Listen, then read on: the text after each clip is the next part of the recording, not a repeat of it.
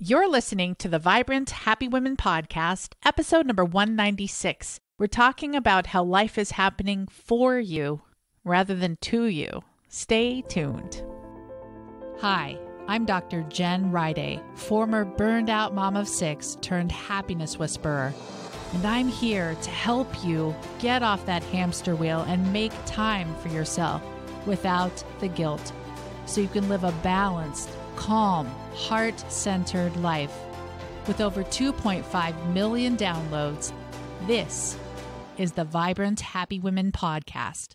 Hey, my friends, Jen here. Welcome back and happy holidays, whatever you're celebrating, winter, Christmas, Hanukkah, Ramadan, everything else. I hope you're having a wonderful time and spending time feeling the way you want to feel. I have a strong, resilient, powerful guest today, Linda Vazquez, and she shares her story of experiencing some significant hardship. Now, many of us would say, oh, why did this happen to me? Why did my dad abandon the family? Why is my son sick? Why is there flooding multiple times in my home? But Linda firmly believes that life is happening for her, not to her. That keeps her in an empowered energy where she can take action. And you'll hear in this episode how she did take action to make everything work out in amazing ways. I just love her story of resilience and strength and positivity and gratitude. It will inspire you. Now, before we dive into that, Linda is a member of the Vibrant Happy Women Club. She is in a soul circle, and you'll hear her mentioning her soul circle, led by Michelle Pettipaw from Halifax, Nova Scotia. I want to give a shout out to Michelle and everyone else in that soul circle. They were all so excited when they heard Linda would be interviewed on the show. And you'll hear when I start the interview that we all think Linda is cool.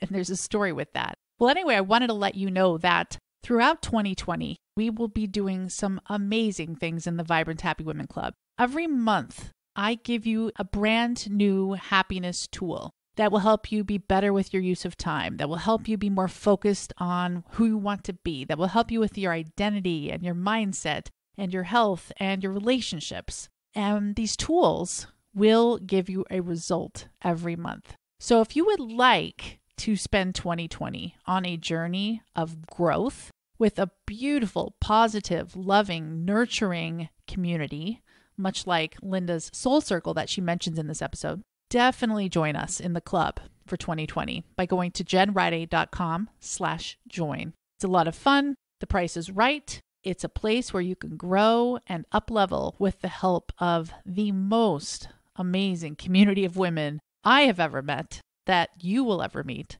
and you need to check it out. So jenriday.com/join if you want to be a part of that. Now, let's go ahead and dive into this interview with Linda. You can hear why she's cool and how we had that conversation about her being cool. It happened 3 times, so it has to be true, right, Linda?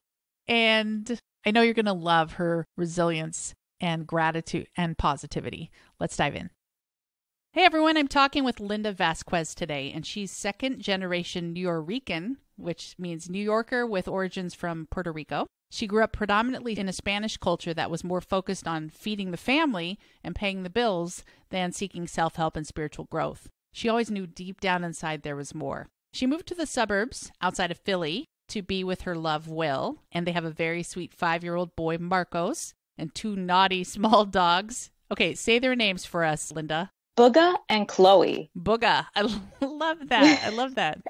Well, Linda also loves music, Zumba, and crafting in her she shed built by her husband, Will. Welcome to Vibrant Happy Women, Linda. Thank you. Thank you for having me. What a pleasure to be speaking with you. I am so excited, and I have to kind of share the story. I thought of Linda because I know her from the Vibrant Happy Women Club, and I messaged her, and I said, Linda, I want you to be on the show. And she said, well, why me? And I said, because you're cool. And she said, let me think about it. And then she reached out to her soul circle, which is her small group in the club. And her soul circle leader, Michelle, said, well, of course she wants you on. You're cool. And then a third person in her group later messaged her and said, of course you need to be on. You're cool. So everyone, Linda is really, really cool. And that's why she's here.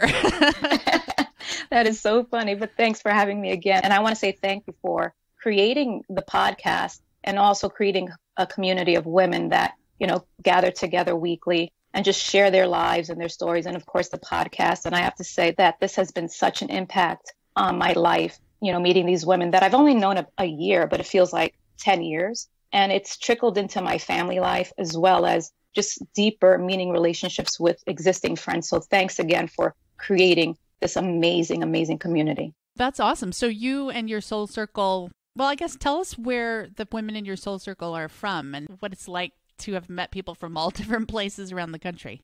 Sure. So there's about a consistent 5 or 6 of us on the call weekly. And, I was thinking about the map, and it seems like it's just like 2 hands hugging together, like the map. So we have Yesenia, who's in San Diego. We have Tina in Kentucky, Teresa in Louisiana, our Soul Circle mom in Canada, Nova Scotia. And then we also have Kaylin in Colorado. And I think we have somebody else in Colorado. I know we do. So yeah, it's just a mixture of women all over. Yeah, that is like a hand, the thumb being Nova Scotia. I can see it. Yeah. That's neat. That's neat. That's cool. Well, let's dive in and start out with your favorite quote or one of them. Okay, so one of my favorite quotes is, "It is what it is, accept it and move on." It is what it is something that I say a lot, and then will happen to find a little plaque that says, "It is what it is." So it's up in my craft room, in my she shed. And, sometimes you just have to just sit, it is what it is, accept it, and then just continue on. I mean, we can't just sit and dwell in whether it's the past or in the moment. So that's just my motto. I love it. Accepting and not trying to change it. Then you're not resisting what's happening. That's smart. Exactly. Yeah. Well, tell us about a low point in your life and how you've grown from that point forward. So my low point happened 3 years ago, and I was in a company, a fantastic company, for about 10 years, and I had beat a couple of layoffs. And this was another round, maybe round 3 or 4, a couple of years later. And I knew at one point that my job was going to come to an end. And I'm always proactive and forward thinking. And we had one child, and we had struggled to have him. We took time and years to have him. And I said, okay, I think I'm going to get laid off. I think this is the time. Like, really, I've beat it 3 other times. I've campaigned for myself all these years and reinvented myself and gone to different departments. But I think this is it. And maybe now is the time to try for a second kid. Mm-hmm. And then, be my dream job, stay at home mom. Like, I've worked in New York corporate America for 10, 20 years, climbing that ladder. And I said, okay, this is going to be it. And so we went back to the doctor and started, the paperwork that needs to be done for IVF and, what's the percentage. And at that point, my son was going to be 2 and he wasn't walking yet. Oh. And he was getting physical therapy at home because I had in my gut, something was telling me early on when he was 5 months, something is a little off. And I had 2 other coworkers that had kids the same month, maybe days apart. And of course, not to compare, but they were obviously walking already. Mm-hmm. So I knew that I was going to possibly get laid off. That was confirmed in May. I was going to be laid off in June. And here I needed to go through my treatments. And my son Marcos had an appointment with a neurologist that had taken 2 months. I mean, it was like a 2-month wait. And I said, okay, he's going to have his appointment in June. And I would call regularly this neurologist and say, do you have any cancellations I need to get in? Because I knew with that appointment, there might be other appointments. And I didn't know what was going on with insurance and what we were going to do. So I was dealing with IVF, having Marcos, not to say evaluated, but just to be seen. And so we were just moving forward with everything. And everything was happening pretty quickly. And so I was laid off that Friday. I was going through treatment, and we went to the neurologist appointment, and immediately, the neurologist had no filter, had no bedside manner, and just said, oh yeah, he has a CP, he has cerebral palsy. And we were just dumbfounded. Wow. And I remember, it was pretty tough. And my son was just so happy and just, trying to move, and he was in the best of moods. And I remember like practically almost falling to my knees, or Will almost falling to his knees. And I closed the door to the office because we were in a fairly large office. And my mind went into, okay, what am I going to do? I have to get, a wheelchair and put him in a special school, because I really didn't know anything about cerebral palsy. And of course, that day, Will and I were traveling separately in separate cars. He had business to take care of, and I had Marcos. And as we were getting in the car and just trying to think, what were we going to do? All I was thinking about, I was having a second kid and what was going to happen, because I really didn't know anything about this condition and what our future was going to be like. And, the doctor was just spewing things out. Oh, yeah, you just need to do this and get an MRI if you want to, or you can, there was something else, so go to the CP clinic. And he was just throwing things out. But my mind was just frozen at that point. And I just went home and I said, okay, I have just a few more days of insurance right now before I move on to something else. And I called to get an MRI, and things that typically take a week or months, I got an appointment right then and there. As I was driving home with him in the car, I was just on the phone making my phone call. And it was confirmed that he did lose oxygen at some point when he was born, and which makes sense because I had him 2 months early. Oh, okay. And as I was going through the MRI, I was having the fertility clinic calling and saying, are you going to move forward? Which way are we going? Are you going to use your eggs, or are we going to go through a donor? So it was a lot going on, and a lot of medication, a lot of shots, a lot of appointments. And they said, you don't have to do this if you can't. We understand you're going through something. And I remember the financial person reaching out to me saying, I hear what's going on. And my sister had cerebral palsy, and my father taped his leg to her leg to teach her how to walk. Oh, wow. And I was just like dumbfounded. Yeah. But that in turn, I said, okay, now I know why I lost my job. I was then the CEO of Marcos, and his health was a priority, and just doing whatever I could. And I realized, okay, what is the CP clinic? And I Googled it because I had no idea. And I went for an evaluation. It was like a 4-hour evaluation where they sit with you and they test every single thing. And he was it was the day after his MRI, which again, it's unheard of to get an appointment the very next day. Yeah. I was just on the phone saying, I don't know if I have the right number. I don't even know if my son has this. He had an MRI today. Can I, book an appointment and understand that my insurance is going to end in 2 or 3 days? And this wonderful, wonderful, compassionate woman, Rochelle, on the other line, said, do you want to come in tomorrow? And Will happened to step out of the house, and he came back. And I said, I booked an appointment for tomorrow. We have to go back to Philadelphia, to the city. And he said, I can't do this. I can't do this. This is like 3 days in a row, literally. Mm-hmm. And I said, I'm down. I can't get any much further down. Like, I am on the ground, knocked down. Mm-hmm. We have to do this. Like, I have to do this. And as we were getting evaluated, some young person, she seemed like an intern, approached me in the hallway as we're getting evaluated and trying to see if he can stand for 10 seconds. And can he do this? Can he talk? Does he drool? I mean, there's so many things that go into cerebral palsy that I never knew about. And he didn't have any signs of anything other than not walking. Yeah. For almost 2 years. Although I was getting physical therapy at home because I knew that I needed help to get him to stand and do other things. Mm-hmm. And aside from that, he was your typical kid, laughing, playing. And this young girl came up to me and said, hey, do you want to be part of this study? And she was just talking and talking and talking. And I said, listen, give me your, this is my email. Give me your business card. I will see if I can do it. And she said, it's a 6-month commitment with 3 days a week of PT coming to the hospital. Wow. And I was like, I don't know, but, give me a call. I'll give you a call tomorrow. Mm-hmm. And that's exactly what I did. I went online, did the research overnight, called, booked the assessment to see if he could qualify because you had to be under 2 years old. You couldn't stand for more than a couple of seconds. You couldn't make more than 4 or 5 steps. There were certain criteria in order for you to be part of the study. Mm-hmm. And I remember then having to go that same week to see if we were going to, go through with IVF. So it was just so much going on within a matter of a week or so. Oh my gosh, that is insane. Yeah. On top of losing my job. And, we decided to move forward and go through IVF to have a second child. Mm-hmm. And even though the doctors are like, it's not going to happen. And I've always been a believer all of my life, despite all the adversity that I've had gone through before this particular low point in my life. I mean, there's other low points, but this is like a very, very low point where you have no control over anything. That I just knew. I was like, I got to do this. I don't care that you're telling me it's 40% chance it's going to happen again. You said it wasn't going to happen for him. And look, I got him. Mm-hmm. So we went through with it and it was a success. I got pregnant, which, they didn't think it was going to happen. And I just knew, despite going through everything with Marcos and going to the hospital and having him 2 months early and just everything else that comes along with parenthood and things, I knew that this was going to happen. And maybe a week into us being part of the study, I just wasn't feeling good. And I knew something was wrong. Mm-hmm. And I was just pushing and just constantly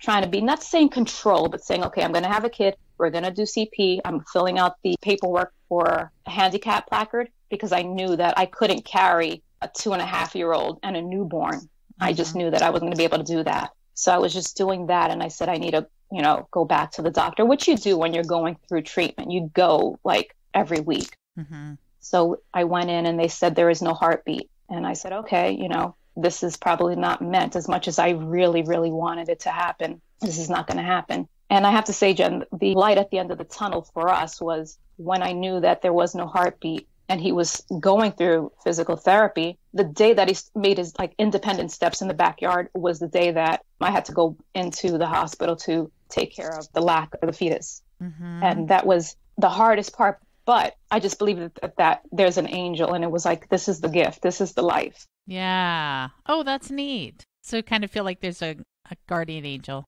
Oh, definitely. Oh, yeah. Definitely. Many, many. But in this particular situation, yes. Yes. That's such a good story. So Marco started to walk and he was 2, and that was in the backyard? Yeah. Yeah. Celebration. Mm-hmm. I remember laying down. My sister-in-law took me, and I remember laying down and then Will just screaming in the backyard. And I came and he was just, kind of walking and falling down as like a regular 10-month-old would do. Yeah. And he was just, so happy. And then I said, oh, we have to go out and celebrate. Mm-hmm. Here I am feeling devastated what just happened. But I was like, we have to go out. And that's always been my personality. Like, something is holding me down. There's this resilience and just move on, just keep going. Like, you can't just sit down and just get overwhelmed with everything. You have to get up and move. And, we went out to IHOP because he loved pancakes with whipped cream. And that's what we did. We celebrated his first steps. And, it was sweet because it was just maybe a week or 2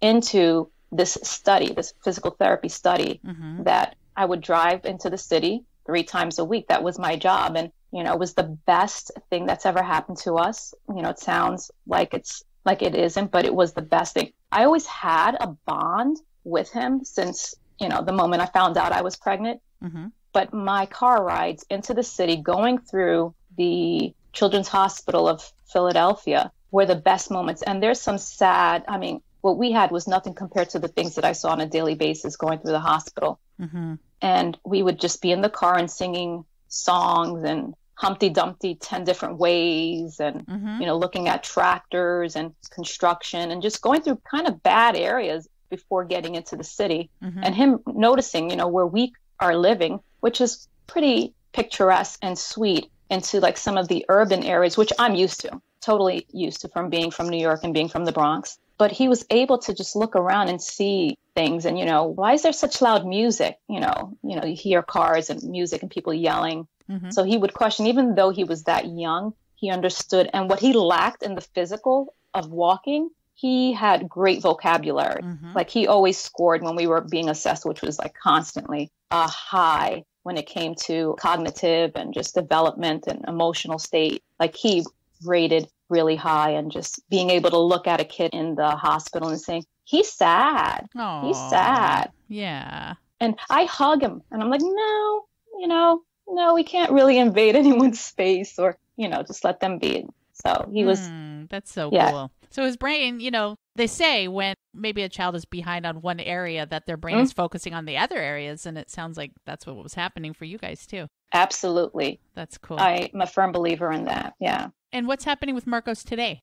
So today, Marcos is, typical average kid. He does have what I call like a little swag. Like he doesn't have a natural gait or walk. He does have like a little, maybe it's a limp if you want to call it that. But he's doing great. He's in school. He's in school right now. He's in ballet and tap right now. Yeah. He does receive physical therapy twice a week, and he will maybe for the rest of his life.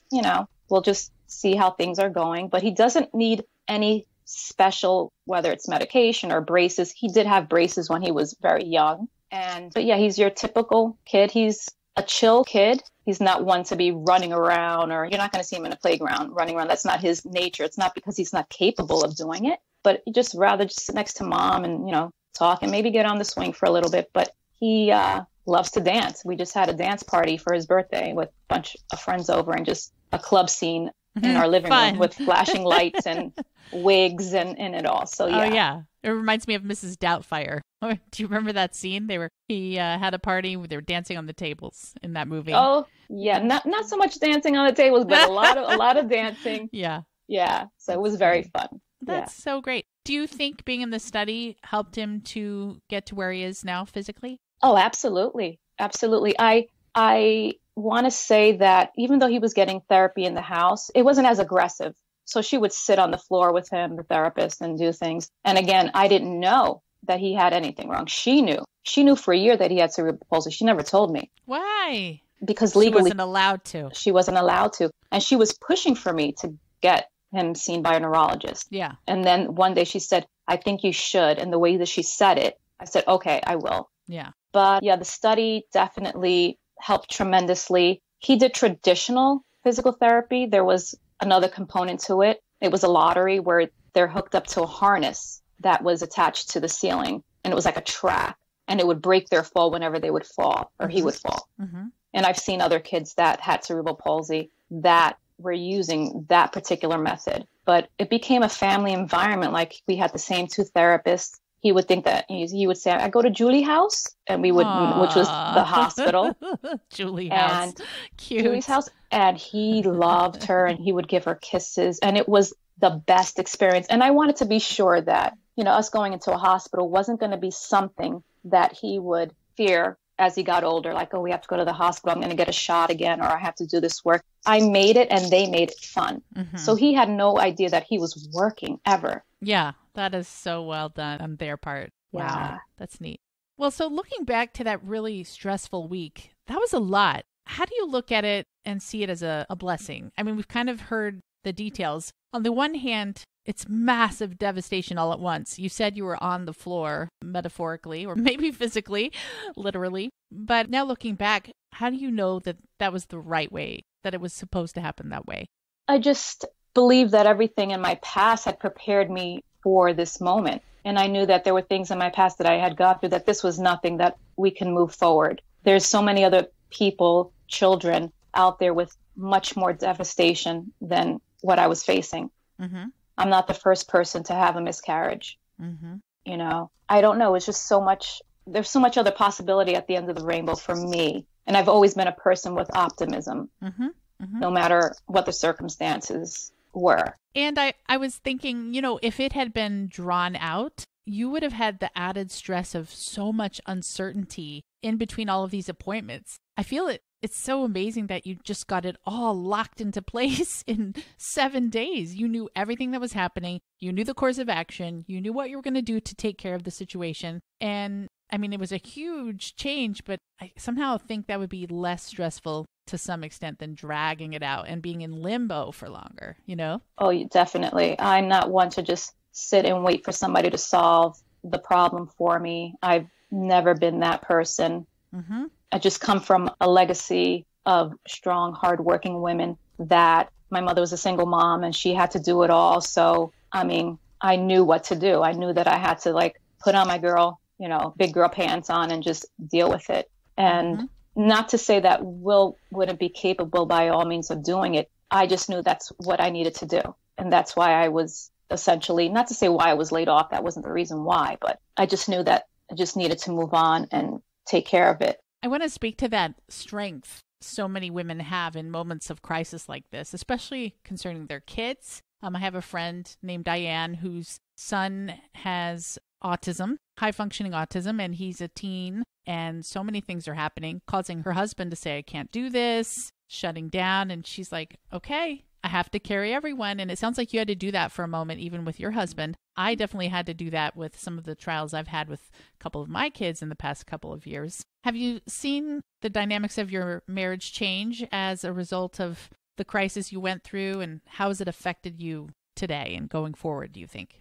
It's made us definitely stronger. I think we've had other crises that we thought were a crisis, like almost losing the house to a flood. Oh, There's wow. nothing to this.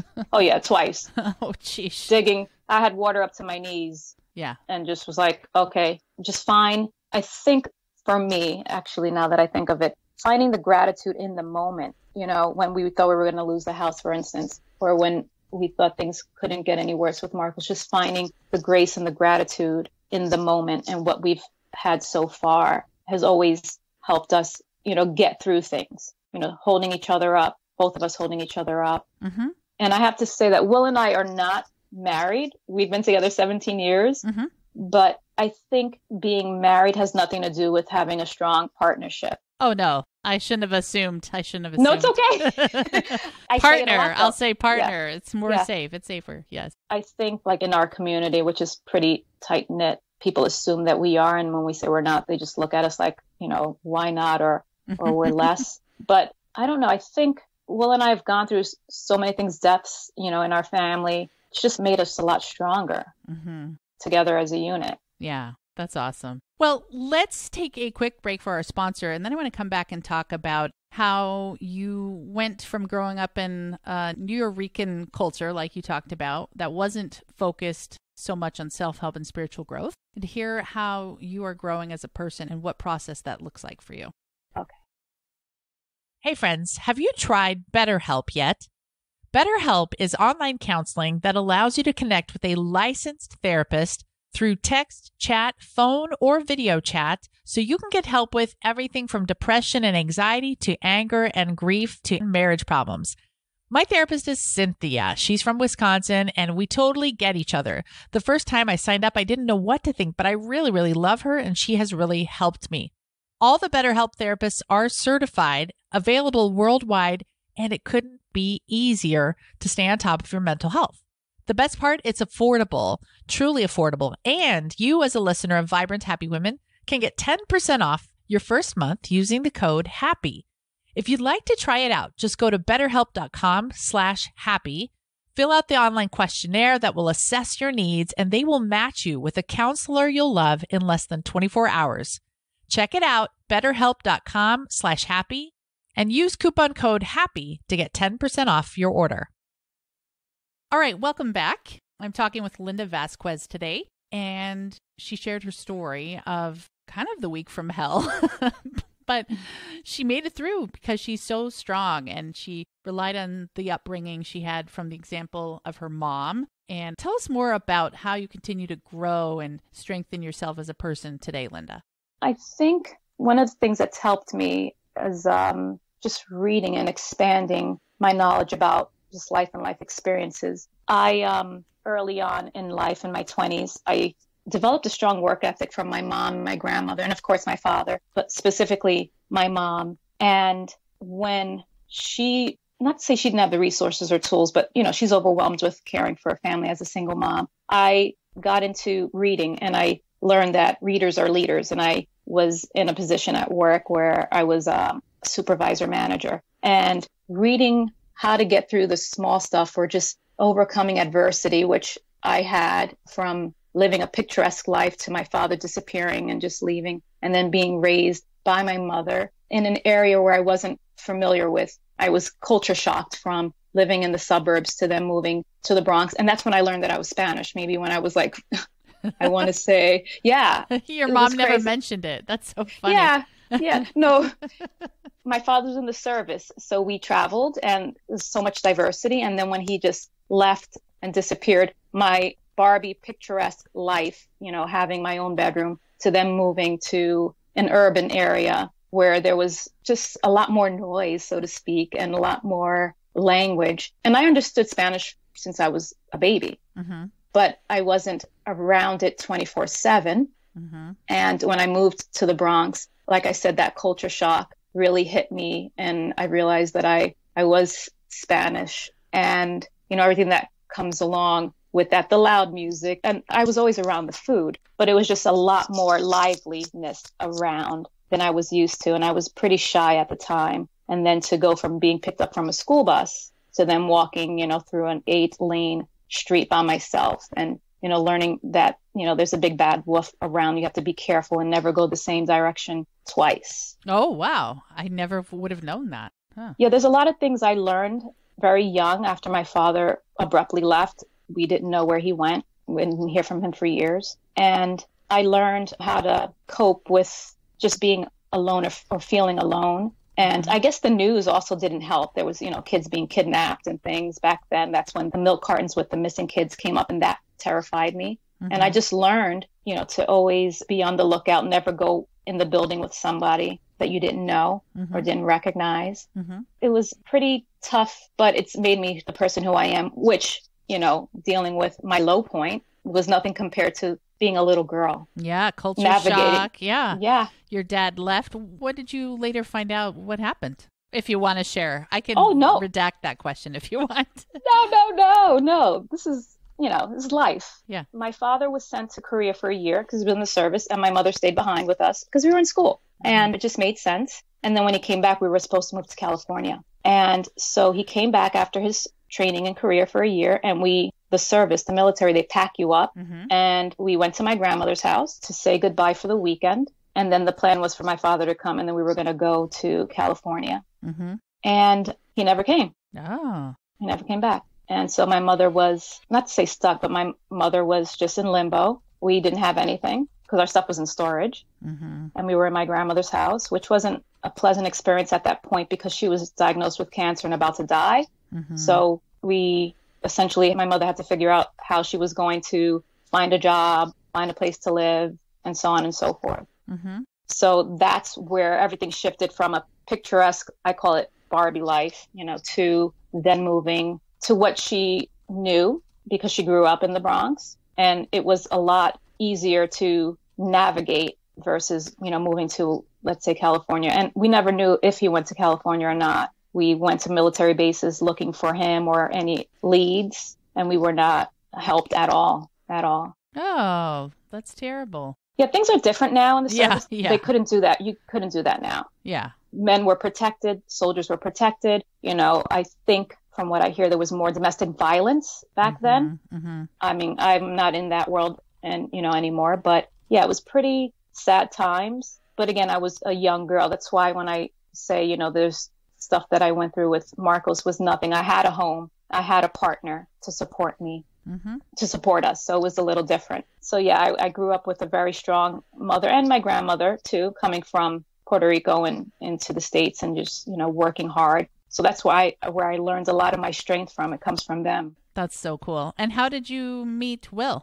So talking about work ethics, I was in a company for 10 years, went up in the ranks, and I was burnt out in my 20s, like totally burnt out. And I decided to quit my job to be a bartender. And it's not something that my mother or anybody would have said, to do, but I was just burned. And I was a party girl at that point. I mean, I was tired of doing the right things, and I was just going out. And I never did drugs or drank or anything. It was just, I love clubs. I love music, and I still do. I grew up around music, so I gravitated towards that energy. And I said, hey, I'm going out spending, $200-300 a night. Might as well make that money. So I became a bartender in a club scene, not necessarily a bar. And I was doing it for about a year. And I said, okay, I don't think I can do this because I need stability. I need 401k. I need vacation time. I was used to all of that stuff, that corporate setting. And I was working in a nightclub, and it was a Latin nightclub. And that night, Will came in with his siblings. Now, I must say in this nightclub, it was only like 5 people because it was a Monday night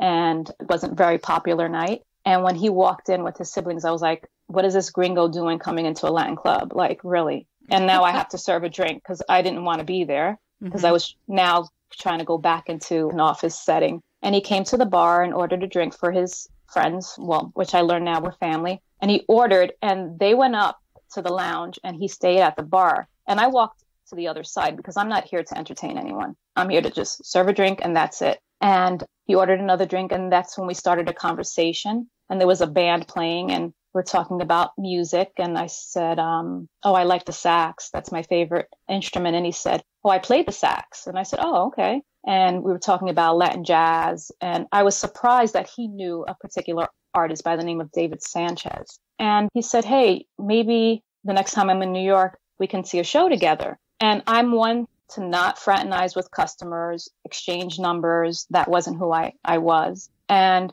I said, no, why don't you take my number? Because I would never know when you're coming to New York, right? And it was very innocent. There was no coming on. There was no trying to hit on the bartender. I mean, there was none of that. And my hair was in a bun. I was not prepared to work that day mentally. I didn't want to work. Usually, when you're in that setting, you have to look the part. And so he called me that week and he said, hey, there's a show at the Blue Note. And I said, I've always wanted to go to the Blue Note. My gosh. And I spoke to him a little more, and he was very soft spoken. And I said, oh, what do you do for a living? And he said, oh, I'm a hairdresser. I own a salon. And I was like, oh, okay. And in my mind, I was like, oh, he's gay. This is perfect because I took a sabbatical from men. I was like, I'm not dating anyone, trying to get my life on track. That's it. And he came to pick me up in the city and we met up. And I remember him picking me up in like a convertible car. And I was like, this guy is really gay from Philly, like really.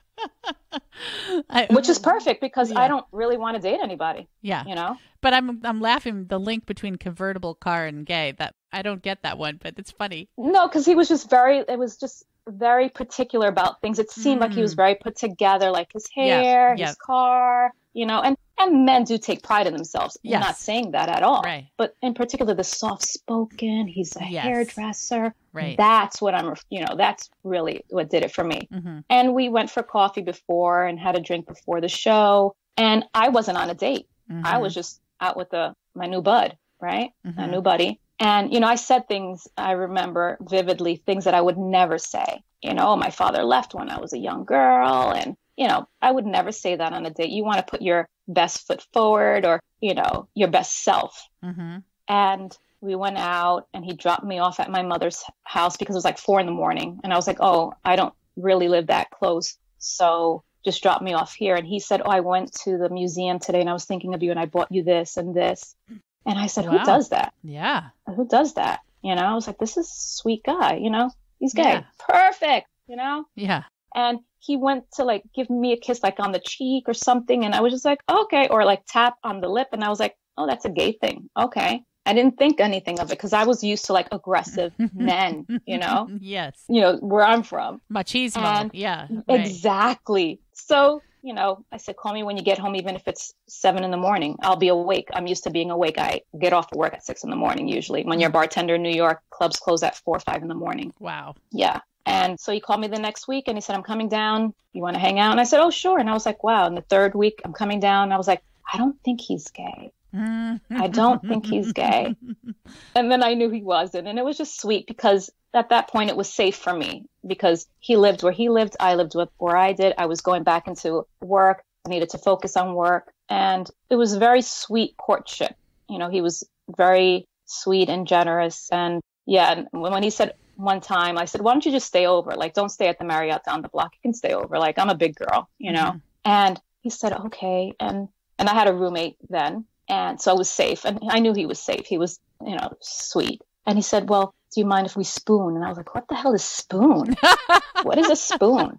I've never heard. I was 28 or something, 29. That's so I didn't sweet. know anything. But I was like, oh, okay. Yeah, it was very sweet. And he invited me to meet his parents for Easter brunch. And I was like, I don't really want to do that. No, that's not me. This is not going to last. It's going to be 6 months. That's it, you know, literally. Mm-hmm. And I agreed finally. And I met his parents. And it's complete opposite from where I'm from. Complete opposite. And I remember meeting his mother and she was in her 70s, 80s. And she's South African, like a British accent and very proper. And saying, oh, do you like to garden? And I'm like, no, I don't have any grass anywhere around me. It's just concrete. You know, I live in a building, you know, 10 stories high. Really? Do you have an elevator? You know, she was just very proper. And she, you know, when I eventually moved here 5-7 years later, she was pretty much like my BFF, like an unlikely friendship was, you know, his mother. You know, I was looking for, let's say, friends around here, but she ended up being that one person. And we had so much in common, even though we came from different cultures, different eras. She was the sweetest lady and the most unlikely of friendships you would ever imagined. And I have to say during our courtship, we were dating, let's say, for 3 years, and we saw each other every weekend, no matter what, no matter who was coming down, you know, whether to New York or to Philly. And we just made it happen. And it's been 17 years that we've been together. That's amazing. I love that. It's really fascinating to me that with your dad abandoning you, I would guess there was a certain level of mistrust. And it's fascinating to me that everything just fell into place, like almost like it stepped inside of your guard. You had no guard up because you had different thoughts about it all. And then these magical people were suddenly in your life and you didn't even have the chance to put up a guard to protect yourself. You know what I mean? Exactly. And I have to say that I had dreamt of a man like Will all my life. All my life. I just, not to say I didn't pursue it, But when I was that young girl, when my parents were together and I had a picturesque life, I always dreamed of having a wonderful life despite being around, let's say, the drug dealers on the corner growing up. Mm-hmm. But I always knew that there was more, always knew that there was more. And my friends may not have seen it or had that in them because we were all raised by single moms, taught to work. I didn't go to college. I went to the school of life. That was climbing the corporate ladder. But I knew that there were bigger, better things out there. Mm-hmm.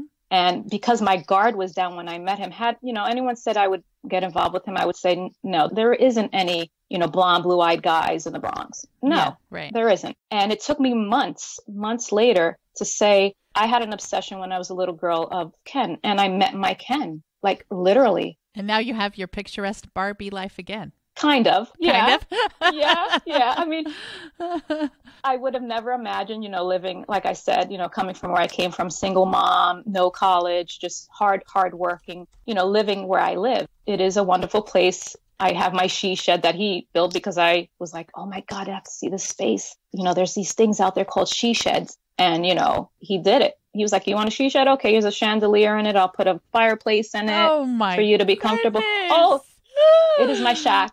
It is my shack. A fireplace? Are you kidding? He is amazing. You got your Ken. I do. And my little baby Marcos. Yeah. Oh, I love it. Well, Linda, tell us more about your morning routine. Let's go there. How you use it to stay charged up and fueled up for your life and being a mom and doing the things you do.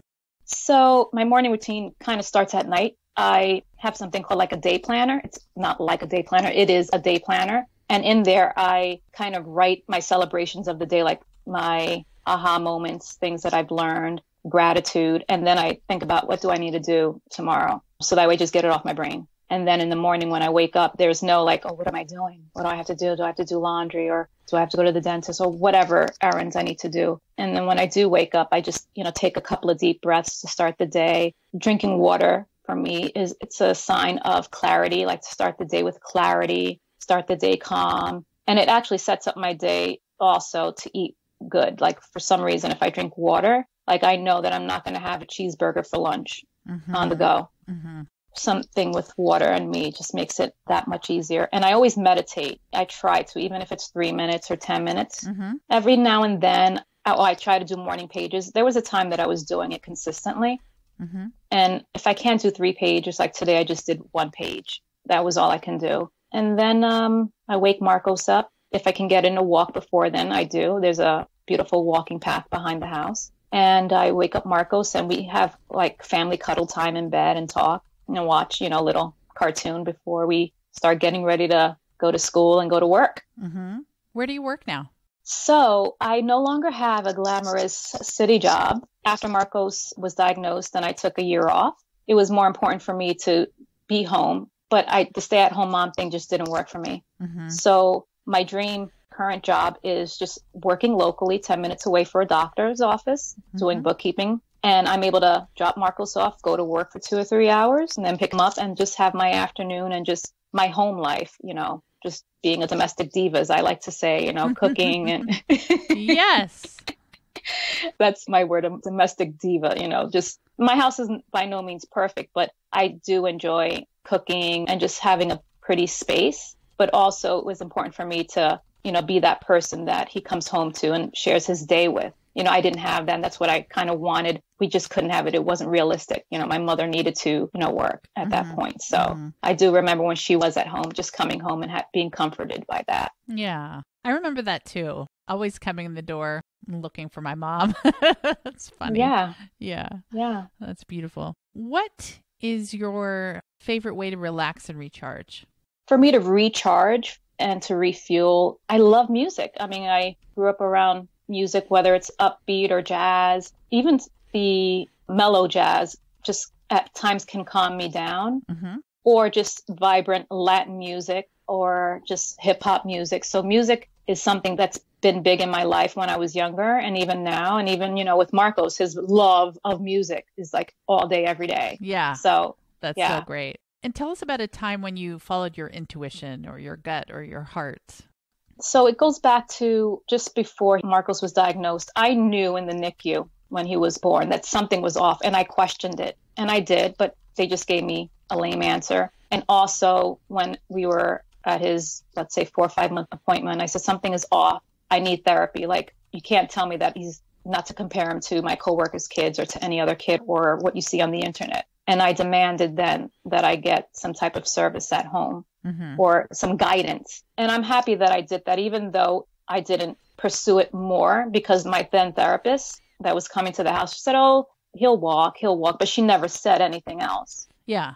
But I remember in those 2 instances where I did follow my gut and say something is off and say something. And I've learned later on to be more loud about it, not so chill and relaxed about, oh, I think something is off. Like, no, with conviction, like, I'm not dealing with your answer. I'm going for a second opinion at this point. Yeah. Trust the gut for sure. Yeah. And how are you adding light or making the world better? This one's hard for people because they have to say good things about themselves. Sometimes people struggle with that one. So one of the things that comes to mind is what I plan to do in the future and try and incorporate light and infuse people with my light and just creativity. And that is, whether it's make a simple card or a gift, it's my creativity, just being thoughtful, just having some kind of purpose. I find that when I've given somebody a simple gift that I've created from the heart with them in mind, that they appreciate it and they love it. So I love that. And it's one-on-one and you get to create. I find that when we're not creating in some way, at least as women, I think men as well, that we feel empty. So I think that's brilliant. Creative and thoughtful. You're contributing. You're growing. It's perfect. Yeah, Beautiful. I think, like I said, I'm in a phase in my life where I'm discovering, my next career. I'm focusing on my passion projects and my strengths. And that's one thing, creating something that's tangible just to remind that person, that they are special, that they are seen. I think we all want to be seen and heard and appreciated. And that's something that I'm thinking about doing. I've always had a love for paper and stationery and maybe, creating my line of paper or greeting cards or something to that effect. So I'm putting it out there. I want to speak about greeting cards really quick. They're getting really expensive, ridiculously expensive. And I just had the brilliant thought, I think it's brilliant. I just ordered a kit of blank cards on high quality stationery. I don't know if you can integrate your line in a way that they can add their own creativity to it. Coloring, women's adult coloring or men's too is so popular. Maybe some kind of a color it yourself card. Nobody stealed it. It's Linda's. Yeah, it's mine. It's mine. Like a kit. Definitely. I'm all about the kits, like putting together just, a box of ribbon and ink and just here's the stamp and you make your own creation. Yes. Yeah. Some of those things do exist, Jen. I live in a craft store, literally live in a craft store. I can go there 3 times, 4 times a week, just to get a pencil, So they kind of exist, but I wanted to do a twist with it that aligns purpose. Yes, that's good. And like empowerment. Yes. So that's something that I've been working on for a year or so. And yeah. Everyone watch for the Linda Vazquez stationery line. I'm excited. I have these blank cards and I envisioned all these things I was going to draw. But the reality is I get out my pencil and nothing looks worthy of sending. So I've got to figure something out. Maybe I'll do watercolors and call it an impressionistic card. I haven't figured this out. So that's where you could help someone like me have the idea. Yeah. And the name that I've come up with 2 years ago, brainstorming, I'm just stuck on like logo and colors, is Linda's Niche Craft, because that's my niche. That's my craft. That's, you want to put purpose, and whether you want to call it like witchy or nichey, Niche craft. Yes. Yes. That's my, yeah. So, oh, brilliant. I love it. So it's in the works. It really is. Beautiful. Well, let's do a lightning round of favorite things. Favorite book? Don't Sweat the Small Stuff. It's All Small Stuff by Dr. Carl Richardson. Came out in the early mid-90s, and that helped me back then. And it's 100 strategies on just not sweating the small stuff. And I think books have been made, not necessarily specifically on this, but just certain subject matters on whatever that strategy is. So that's my book. And The Secret is another book. By Rhonda something. Byrne? Rhonda Burns. Something like that. Yeah. Have you read all of The Secret books? Yeah, I think the next one was The Power, and I even have the DVD. So yeah, that was powerful for me to go back and say, okay, this is what I've been saying all my life since I was 10 years old, that you are in control, that, I feel like I'm a master manifester. I manifested will, right? So. Oh my gosh. Yeah. I never thought of that. I love that. That's a mantra. I'm a master manifester. Why not believe that? I have another friend who believes, and it's true. I think the belief comes first. She says, I'm so lucky. I win everything. And she says it and it's real. And you're like, chicken or the egg, chicken or the egg. But we know the thoughts are first. Makes sense. Yeah. And I have to say that, I'm not just a dreamer. I believed it and I got excited about it. And that's how I live my life. And it shows up every day.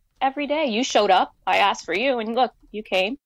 You asked for me to do what? Invite you on my podcast? That, yes. Really? That morning. Oh, yes. Oh, yes. The morning that you sent me that text, I was thinking about being on a podcast, just general. Like, in 3 years when I have my stuff together, I will be on someone's podcast. And then you got my message. Oh, my gosh. I got your message. And also your community. I was seeking community and deeper meaning. So it's not just the podcast, being interviewed, rather. It's just getting to know you and getting to meet my wonderful, powerful ladies, my Thursday night ladies. Yeah. Oh, that's so, so neat. I'm honored to be a part of it. Pretty cool. What is your favorite easy meal? So I like to simple fish, just grill it up with spinach. And there's polenta that comes like in a log that you can just slice up and put it in the oven. All three things take altogether maybe 20 minutes. There's other things that I love to make, but it takes much longer time. And right now it's not about that, not about being the best chef. But yeah, that's my go-to meal. Quick and easy. Yeah. Yeah. Polenta. I'm going to try that. Just slice it right up. I would fry it though, I think. I love oil. You can. I've done it. I'm not into frying. I don't know what it is. I just don't like to fry. Yeah. But definitely I've had it like that way. It's just as quick, 5 minutes, if not less on each side. So go for it. Yeah. Yeah. Favorite life hack? Life hack. I don't know about this one. I guess kind of being prepared. I think when I was commuting from Philly to New York, I had my stuff out the night before. I cut fruit. I was always cutting fruit, so I always had easy, good snacks. And my planner is something that I just sit down, plan out the month, then the week, and then, I'm able to accomplish so much because I have it written down and I know what I want to do. So yeah, I'm big on planning and being prepared as much as I can.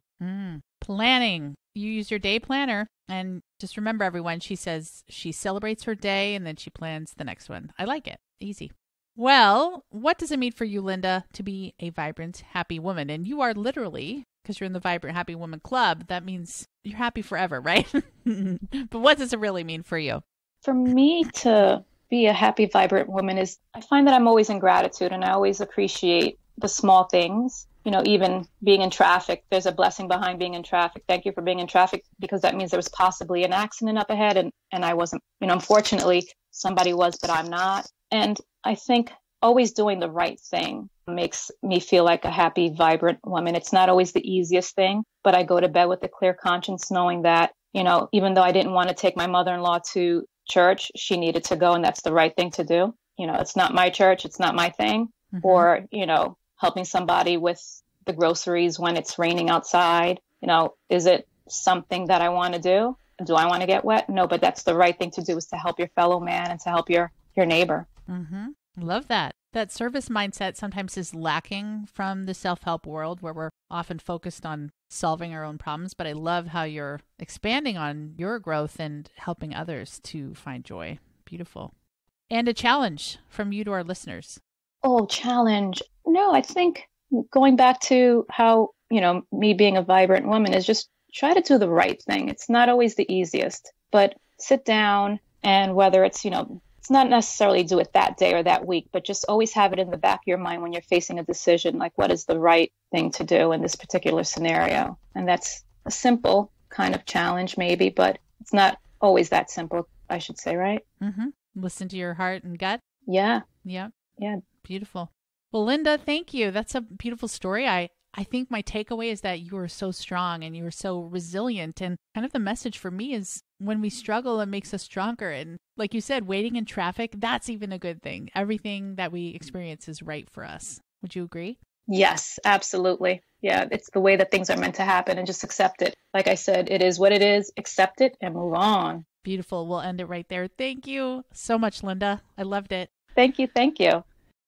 I want to wish those of you who celebrate Christmas a merry, wonderful, joyous Christmas. I want to wish everyone a happy Hanukkah, happy Kwanzaa, all the things you might be celebrating. I hope it's happy. That's what this podcast is all about. Also, 2020 is almost upon us. If you want to set an intention to grow or change or up-level your life in any way, whether that's health or relationships or career, then definitely join us in the Vibrant Happy Women Club. Every single month, I give you a new tool that will help you up-level your health or your relationships or your mindset or your family, whatever you're working on. And those tools are guaranteed to give you a result at the end of every 30 days. It's really fun to have a new topic every month and to keep growing together with a community of phenomenal, positive, empowered women. That is the best part, the energy we collectively bring. You can join us and you should join us. It will change your life. Do that at jenriday.com/join. I appreciate you so much for being here. Make it a vibrant and happy holiday season. Take care. Thanks for listening to the Vibrant Happy Women podcast at www.jenriday.com.